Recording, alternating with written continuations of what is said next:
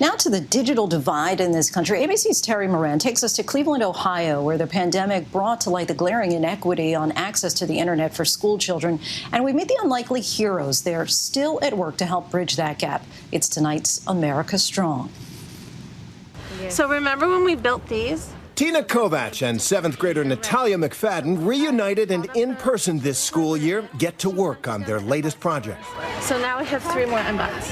Kovac runs a donor-funded robotics team at Tremont Montessori in Cleveland. These children face so many challenges. 100% of the students in Cleveland public schools qualify as economically disadvantaged under state law.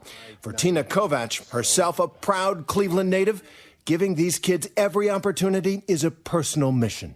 When I was younger, school was everything. I grew up very poor. I didn't have a lot of role models at home. It was very chaotic, so school was my everything. When the pandemic closed Cleveland schools, Kovac and Cleveland Metro School District CEO Eric Gordon faced an immense challenge, staying connected to the kids. 37,000 kids all sent home to the worst connected city in the country, the highest childhood poverty in the country.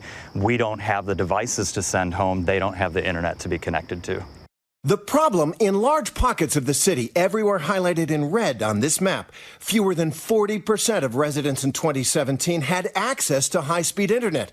Many of them were living in dead zones. Even if a resident has the means to pay for it here, big telecom companies never built the infrastructure to connect them because low-income areas offered less profit potential. And one of the students living in a dead zone, Natalia McFadden. So I would restart it, and then it would start again, and then I would be able to get on sometimes.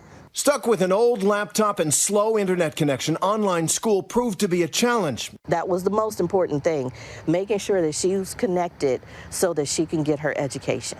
We learned Natalia wasn't alone on the robotics team. How many of you had problems at the beginning connecting to reliable high-speed internet or just getting on a device at all? Who had problems? 1, 2, 3, 4, 5. We're going to say everybody, right? So, using pandemic funding, the school district bought nearly 57,000 devices for students and 23,000 hotspots.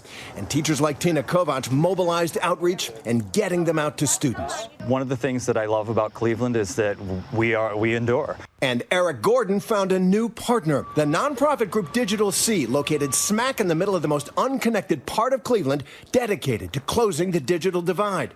That's where we met CEO Dorothy Baunach. When people talk about broadband access, people do think generally, first they think of rural areas, that there's nothing out there. Absolutely. But you're saying right here in a great American city, Yes. tens of thousands of people Yeah. can't get access. And all we need to do is tap into that pipe that's under concrete And get to these neighborhoods. north and south. Using existing fiber that's already in the ground, Digital C finds ways to connect those neglected neighborhoods and direct service to homes at low cost. Baunach is hopeful the big infrastructure bill moving through Congress will give a boost to their efforts. You talk about it like it's a civil rights issue. It is. It's a civil rights and human rights issue. Internet won't solve everything. It won't solve the poverty of Cleveland, but you won't get out of it without it.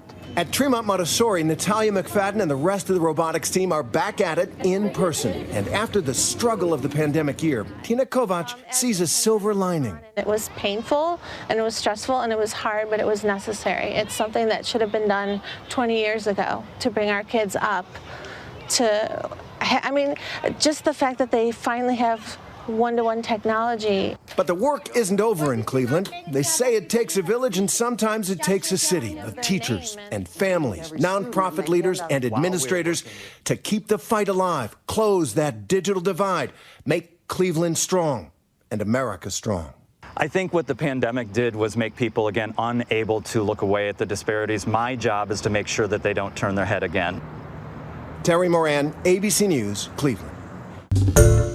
Hi everyone, George Stephanopoulos here. Thanks for checking out the ABC News YouTube channel. If you'd like to get more videos, show highlights, and watch live event coverage, click on the right over here to subscribe to our channel, and don't forget to download the ABC News app for breaking news alerts. Thanks for watching.